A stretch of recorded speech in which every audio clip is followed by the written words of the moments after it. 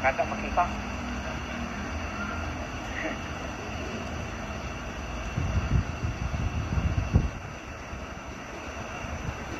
Magandang hapon po sa inyong lahat.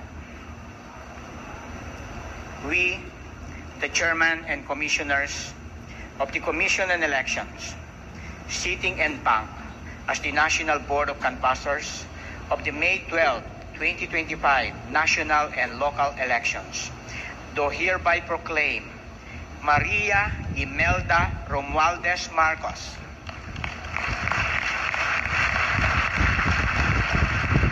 as Senator-elect to serve for a term of 6 years, ending on June 30, 2031.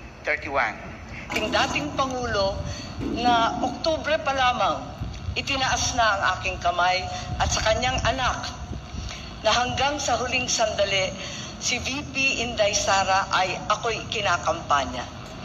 Sa inyong lahat ang tagumpay na ito, kahit gaano kailap at kahirap, ay isang katibayan na kapag ikaw ay nanindigan para sa tama, mananalo ka. Hindi nagmaliw ang paniniwala ko sa dunong ng sambayanang Pilipino. Nadama at alam nila ang ibig sabihin ng sakripisyo at prinsipyo at gagawaran nila ito ng suporta at pagmamahal. Mabuhay ang Pilipinas. Ikinararangal kong maging ika-12 sa listahan ang tumapos sa lahat na ito. Salamat sa inyong lahat. Of the May 12, 2025 national and local elections, do hereby proclaim Manuel Mercado Lapid as Senator-elect to serve for a term of 6 years, ending on June 30, 2031. Hapon po sa inyong lahat. Unang-una po ay nais ko muna magpasalamat sa ating mahal na Panginoon at sa ating mahal na Pangulo, President Bongbong Marcos, at kay Commissioner George Garcia, sa ating umupo ng mga komisyoner nandito sa harap ngayon, at ang alyansa ng bagong Pilipinas at nagpakasakit at pakasipag si Congressman Toby Janko ng campaign manager ng alyansa, at sa aking mga minamahal sa buhay, ang aking pamilya at ang lahat ng lingkod lapid na nagpasakit at Senate team at lahat ng tumulong at nagtiwala at sumuporta sa akin at lahat ng mamamayang Pilipino. Number 11 po ako, number 12. Nakakahinga na tayo. Nakahinga na rin po. Saan nyo po, at 4 na term ko na po ito bilang senador, at gagawin ko po lahat ng aking magagawa. At sisipagan pa natin, maghanap po tayo ng mga batas na para sa ating mga mamamayang Pilipinong mahihirap. Mabuhay po ang Pilipinas, mabuhay po ang lahat po ng mga Pilipino. Sa inyo po lahat, maraming salamat po. We, Chairman and Commissioners of the Commission on Elections, sitting en banc as the National Board of Canvassers of the May 12, 2025 national and local elections, do hereby proclaim Camille Aguilar Villar as Senator-elect to serve for a term of 6 years, ending on June 30, 2031.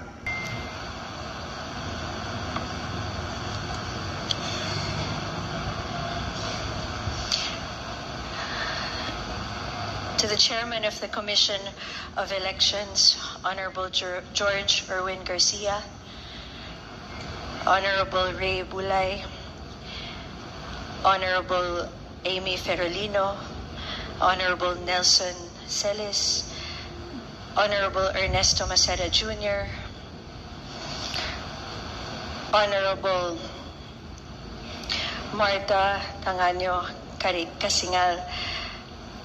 Chairman and Commissioners of the Commission on Elections, sitting en banc as the National Board of Canvassers of the May 12, 2025 national and local elections, do hereby proclaim Pilar Juliana Shram Cayetano as Senator-elect to serve for a term of 6 years, ending on June 30, 2031.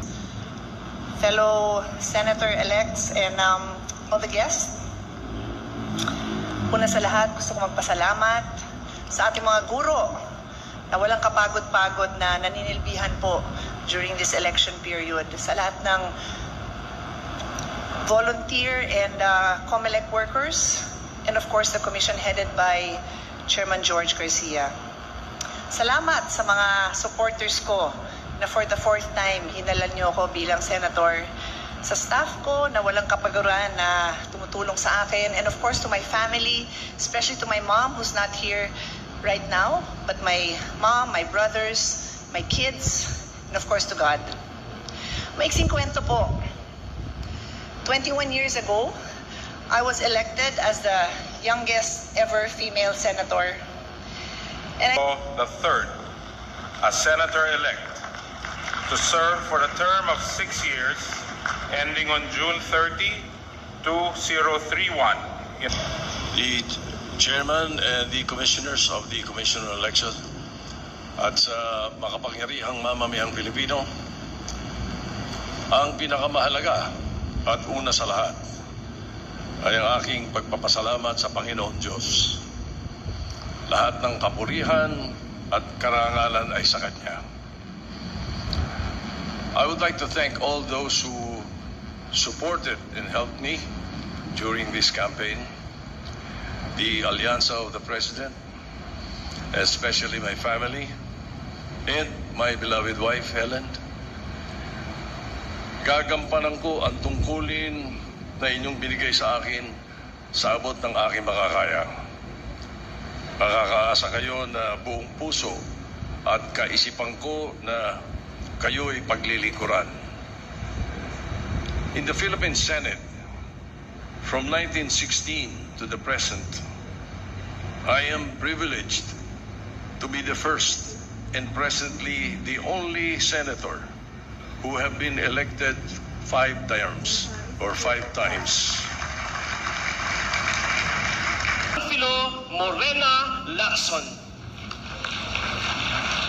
The National Board of Canvassers, we, the Chairman and Commissioners of the Commission on Elections, sitting en banc as the National Board of Canvassers of the May 12, 2025 national and local elections, do hereby proclaim Pamphilo Morena Lacson as Senator-elect to serve for a term of 6 years ending on June 30, 2031, in accordance with Section 4, Article 6 of the 1987 Constitution, Republic of the Philippines. Given this 17th day of May 2025 in the city of Manila, Philippines. Signed, George Erwin Garcia, Chairman.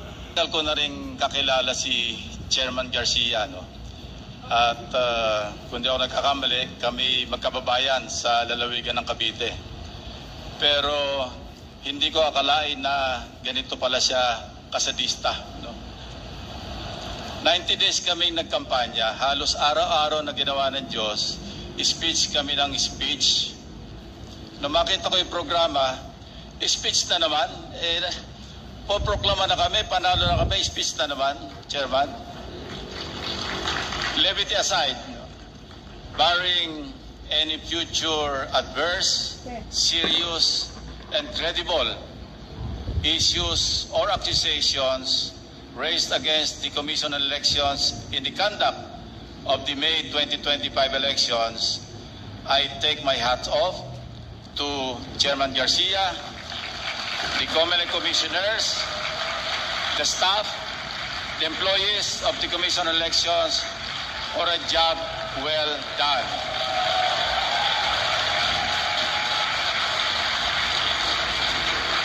Like those who spoke before me, and those who will speak after me, I have a long list of people to thank for making today possible. But I will only mention 3 most important individuals.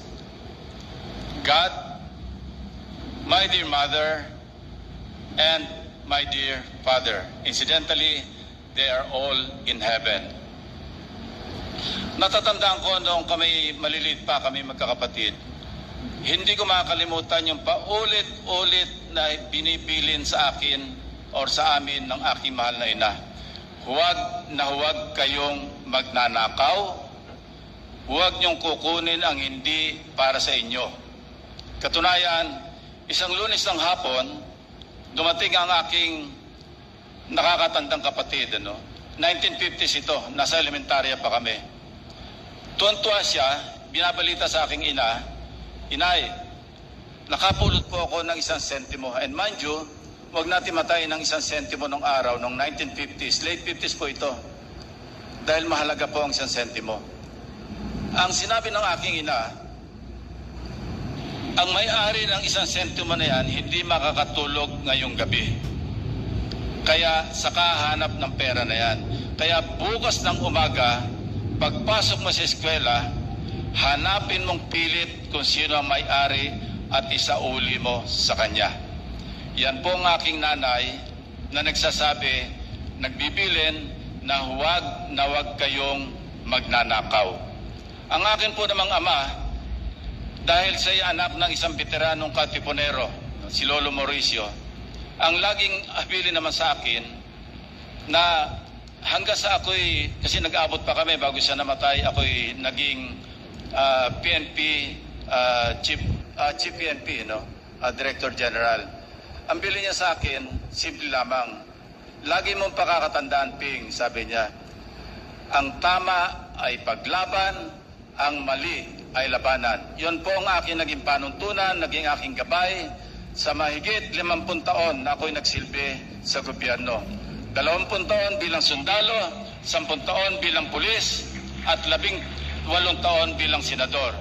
At ito po, Chairman, Commissioners, will be my 4th term as an elected Senator of the Republic.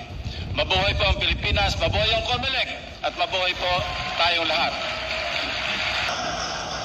The National Board of Canvassers, we, the Chairman and Commissioners of the Commission on Elections, sitting en banc as the National Board of Canvassers of the May 12, 2025 national and local elections, do hereby proclaim Rodante Dizon Marcoleta as Senator-elect to serve for a term of 6 years ending on June 30, 2031 in accordance with... Sa ngalan po ng aking pamilya, ako'y taus-puso pong nagpapasalamat sa natatanging pagtitiwala na ipinagkaloob ninyo sa akin at sa pagkakataong makapaglingkod bilang isang senador ng ating bansa. Ang tagumpay na aking nakamit ay tagumpay po nating lahat. Para sa akin po,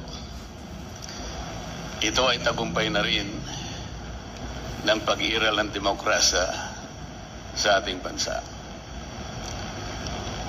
Isang panibagong yugto na nangangailangan ng nagkakaisang pagkilos para sa kabutihan ng ating bansa. Ang pagtitiwalang ito ay hindi lamang katuparan ng isang karangalan na iginawad sa akin. Higit sa lahat, ito po ay sumasagisag sa isang mahalaga ngunit mabigat na pananagutan. Ang paglilingkod ng buong katapatan. Pagsisikapan ko po ito ay aking balikatin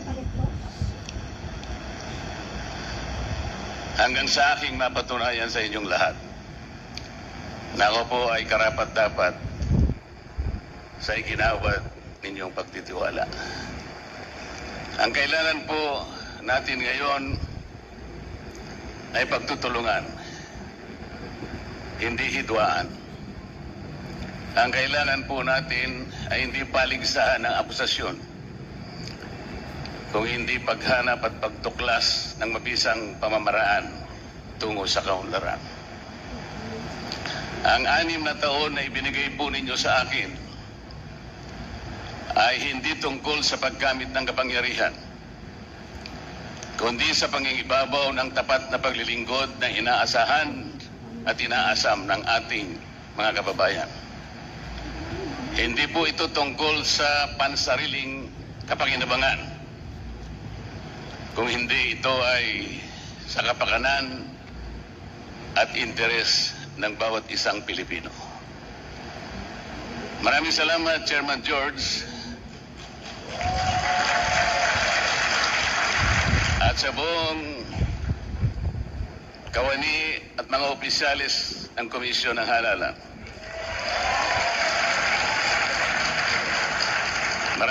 Do hereby proclaim Francis Pancratius Nepomuceno Pangilinan as Senator-elect to serve for a term of 6 years ending on June 30, 2031. The Chairman and Commissioners of the Commission on Elections, sitting en banc as the National Board of Canvassers of the May 12, 2025 national and local elections, do hereby proclaim Erwin De Shiva Tulfo as Senator-elect to serve for a term of 6 years ending on June 30, 2031. Campaign Manager na si Ginoong Toby Chanco, and of course sa aking mga kasamahan. Ladies and gentlemen, fellow Filipinos, good afternoon. Bank, as the National Board of Canvassers of the May 12, 2025 national and local elections, do hereby proclaim Ronald Marapon de la Rosa as Senator-elect to serve for a term of 6 years. Kahit nung weather, andyan sila, hindi ako iniwan. Maraming salamat sa inyo. I would also like to thank yung more than 20.7 million Filipinos na patuloy naniniwala at sumusuporta sa akin. Alam ko po, yung botong binigay nyo sa akin, yun po ay protest vote sa kinahinatnan ng ating dating Pangulong Duterte. Kaya nasaan ka man ngayon, President Duterte, sir, I dedicate this victory to you. Maraming elections. Sitting en banc as the National Board of Canvassers of the May 12, 2025 national and local elections, do hereby proclaim Paulo Benigno Aguirre Aquino IV as Senator-elect to serve for a term of 6 years, ending on June 30, 2031.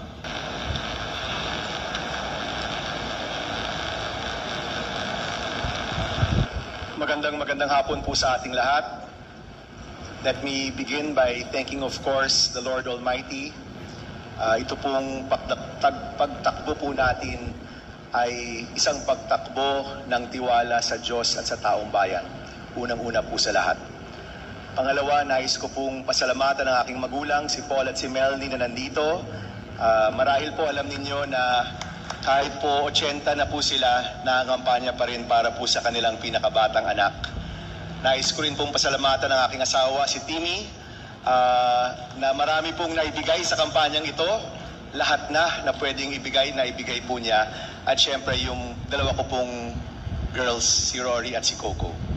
Nais ko rin pong pasalamatan ng ating Commission on Elections headed by Chairman George Garcia. Lawrence Tesoro Go as Senator-elect to serve for a term of 6 years ending on June 30, 2031 in accordance with Section 4, Article 6 of the Constitution of the Republic of the Philippines, given the 17th day of May 2025 in the city of Manila, Philippines.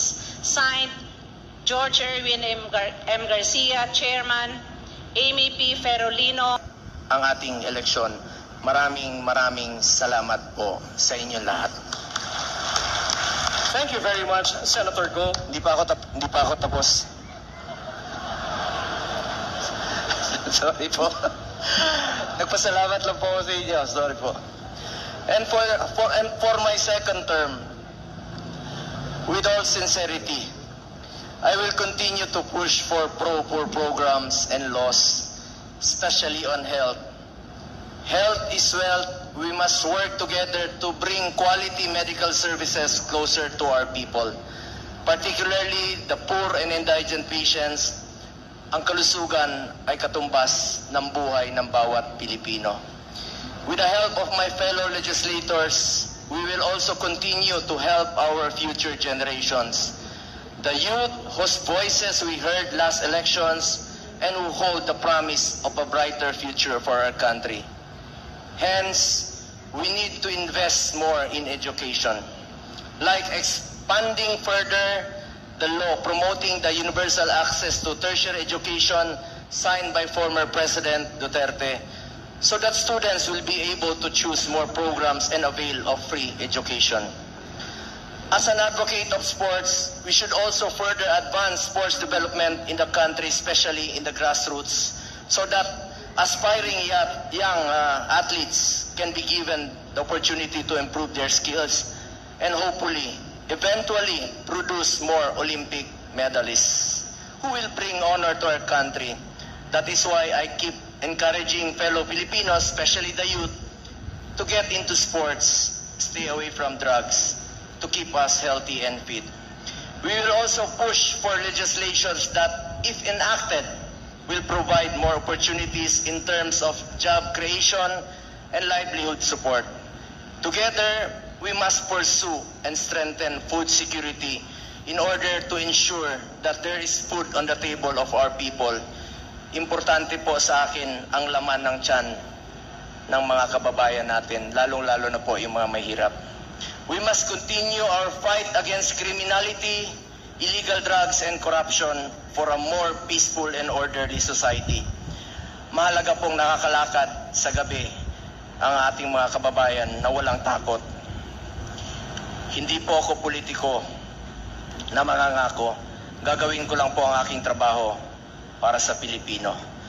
The measure of the success of a society is the way it treats and takes care of its own people. As such, starting today, let us now buckle down to work. Magtrabaho na po tayo. Hindi ko po matiis na nakaupo lamang sa opisina habang marami sa ating mga kababayan ang patuloy na naghihirap. Hindi lang naman legislation ang trabaho ng isang senador. Kasama din dito ang mandato, ang oversight para masigurong tama ang ginagawa ng mga ahensya ng gobyerno, representation para makinig sa inyong mga hinaing at maging boses nyo sa Senado, constituency, kayo yon bilang aming pinagsisilbihan. With all humility, I wish to be remembered not just as a senator, but as a public servant who puts first the welfare of our people at all times, particularly the poor and the less fortunate in life.